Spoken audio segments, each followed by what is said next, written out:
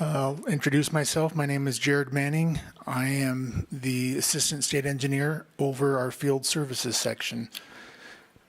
And what I'm going to be talking about today is distribution. This is one of the main things that we have to be in charge of over in distribution.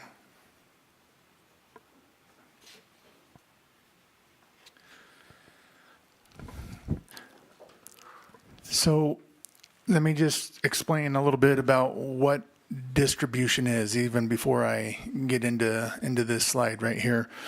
Distribution is essentially the process where water users are delivered the water from the natural source in the quantities that they're legally entitled to receive it.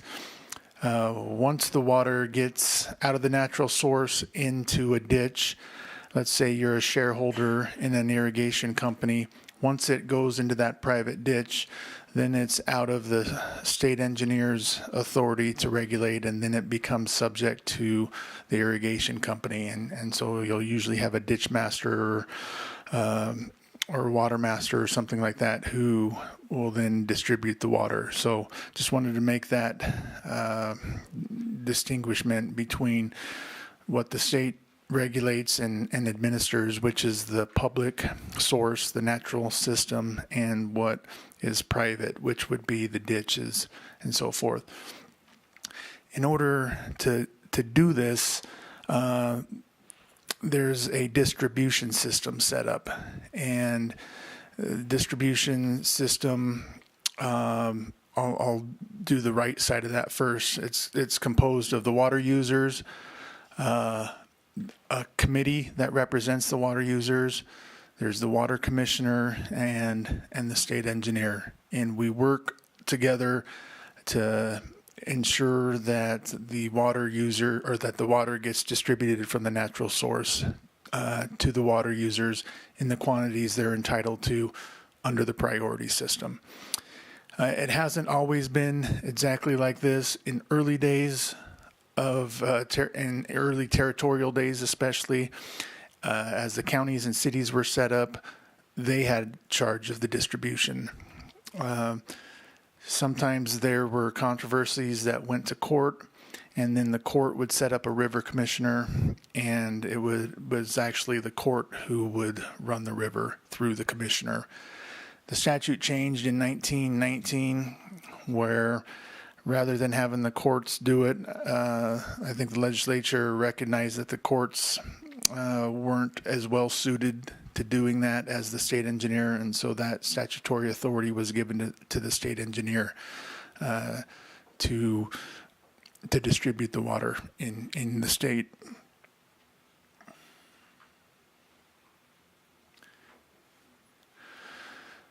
Okay, I want to talk about the responsibilities of each of those four parts of the distribution system. Remember, there were four parts, and the first part is the water users. The main thing that the water user is going to be responsible for, as far as distribution is concerned, is measuring that water and having control devices so that water can be it can be put into the ditch or into the pipeline or whatever the facilities are, and turned up or turned down as the case may be. If there's no head gate, there's no way to regulate that.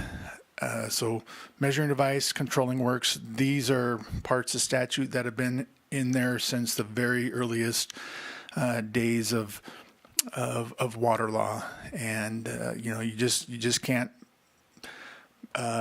distribute the water unless you can measure it first. And so if you ever are on a distribution system and your measuring device or your other works fall into disrepair, you might receive a notice from the state engineer that says, hey, you need to get this fixed. Otherwise it's tough to, like I said, to manage the water. Sometimes if water users sort of drag their feet, they can and don't update their measuring devices, ultimately we can shut off their water and say, hey, once you get this fixed, we can turn the water back in. But until now, it's just not fair to the other users to sort of have to guess what we're putting into your ditch. The other thing that the water users are responsible for is to elect their representatives to represent them on the committee, and I'll be talking about the committee responsibilities here in another slide. And then also to pay an assessment to cover the distribution system costs. So unlike some of our neighboring states where commissioners are paid out of the general fund, in Utah, the commissioners for each system are actually paid for by the water users based on an assessment that the state engineer sends out, and then the water users pay that money in, and then we disperse it to pay the salary of the water commissioner and the other expenses of the distribution system.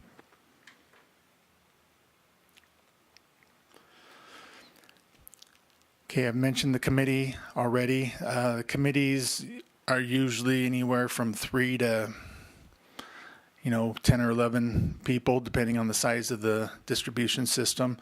And someone on that committee should represent every water user on the system so that everybody's got representation. What the committee does is they meet at an annual distribution meeting each year. We hold those between about January through March.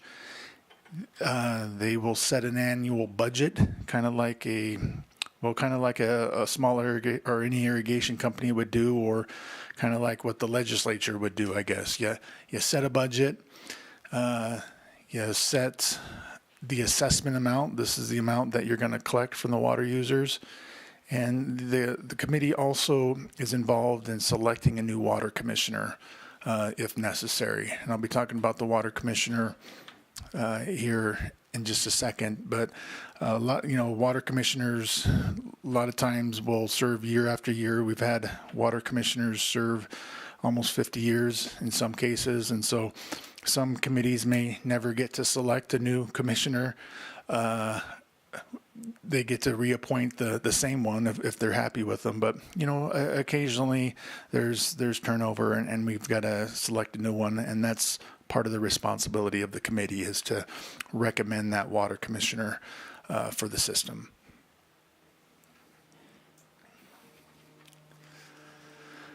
So the commissioner, he is responsible. He's the state engineer's appointee. He's delegated the police powers, if you will, to go and regulate the water from the natural system to the water users. And so he may be out there physically turning head gates to get the water into the ditches. On some of the larger systems, it's not practical for him to turn all the head gates, but what he'll do is call or communicate somehow, maybe it's on the website, to the water users what they're entitled to take. And that really works good if we've got telemetry, so that then he can go on the website and verify that they're taking the water that they're entitled to take.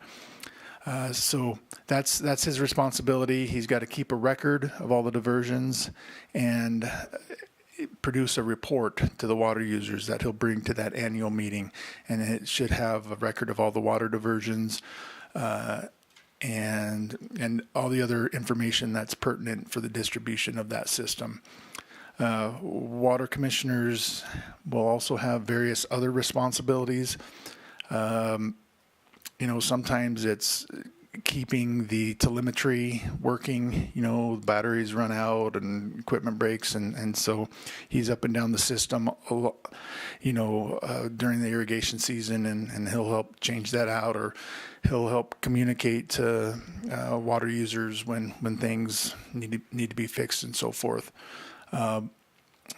So there are various duties that the commissioner will perform that will be system specific, and they'll be sort of expectations that are different for each commissioner throughout the state.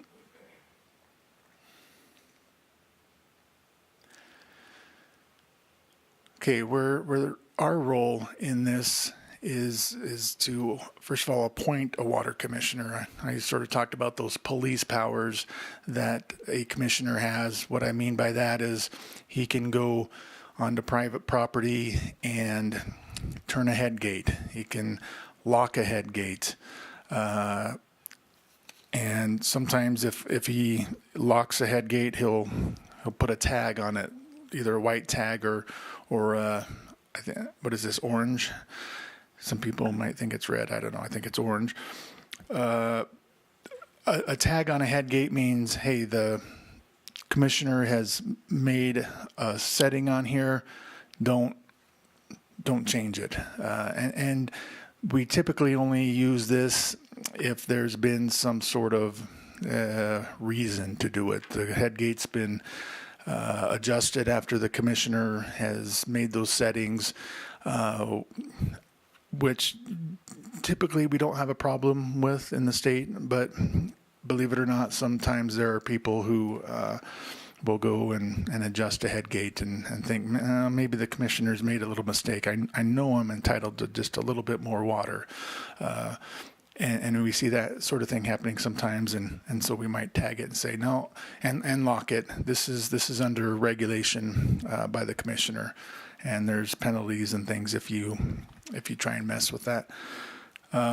This more ominous, brightly colored one is usually if there's some sort of enforcement action and the diversion device has to be shut down completely.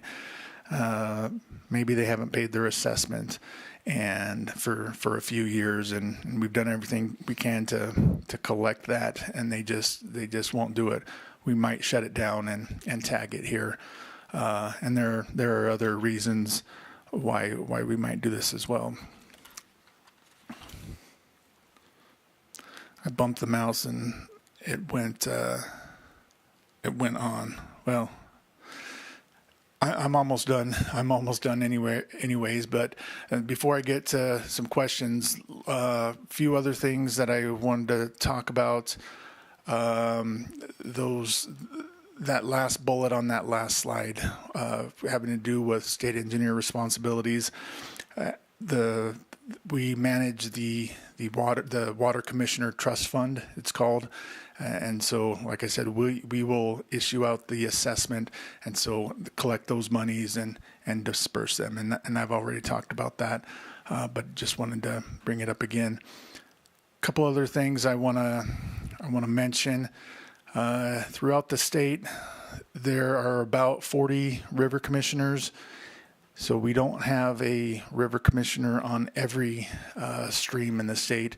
It's typically the streams where there's been some sort of conflict between water users and there's been a court case and, it's been determined that, hey, we need someone to do this. But there are a lot of other little streams or even big streams where either the water is used by one entity or a few entities, or there hasn't been a lot of conflict. People are able to get along, and those don't always have river commissioners on them.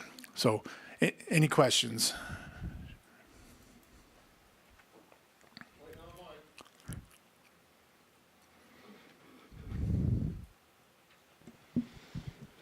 All right, thank you. Now, I may be getting a little bit confused. I thought an earlier speaker had said that if you own a water right, you own it outright and it's not taxed.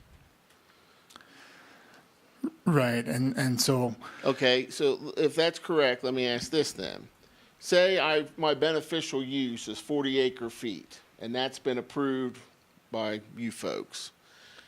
Now, how are you getting money off of me if that's including my water right to pay to the water commissioner as a water user? I mean, is there a fee, even though it's not called a tax, it's called a fee, it's called a usage rate, or what? How are you getting money from me to give the commissioner? Okay, it's called an assessment. Some people think of it as a tax. I don't. I think of it more as a user fee, and that assessment amount is set by the water committee that represents the water users. So that's what they'll do at the annual meeting, is they will go set the budget, which the main item in any budget is the salary for the water commissioner. But there are some other things, equipment costs and so forth that go along with that. And then they'll set an assessment amount, a tax, but it's not a tax in the sense that it is the state legislature setting it. It's the water users in the community that set that. So it would be kind of equivalent to, the assessment you might pay on your irrigation shares in the irrigation company. And so that's how it gets paid for. Can I add to that? So what they're assessing you for is a service. The service is the commissioner distributing the water to the water users. We do that because there's been enough discord on the system that they can't get it done themselves. So it's not a tax. It's a fee to provide a service to the water users, and they decide the amount of service that they're going to have, and they set the price of the services based on that. So let me ask a follow-up with that. If I have 40 acre feet beneficial use, but 30 of it's coming out of my own well, but only 10 of it's coming out of a ditch, am I only assessed that 10, or am I assessed on all 40? And is the unit of assessment the acre foot? It depends as far as the unit assessment goes. Sometimes it's based on an acre foot amount. I think what you're probably talking about here is we've got some underground systems where we map the acreage, and there are 4 or 5 systems in the state, and that's typically done based on the acreage that's being irrigated.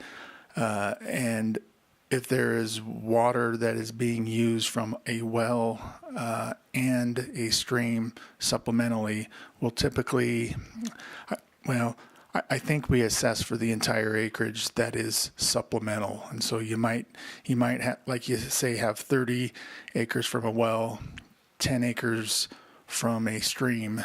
But if they're commingled and used on 40 acres, then I think we had assessed on the 40 acres, because that's what we're mapping and that's what we're regulating. Okay. Any other questions?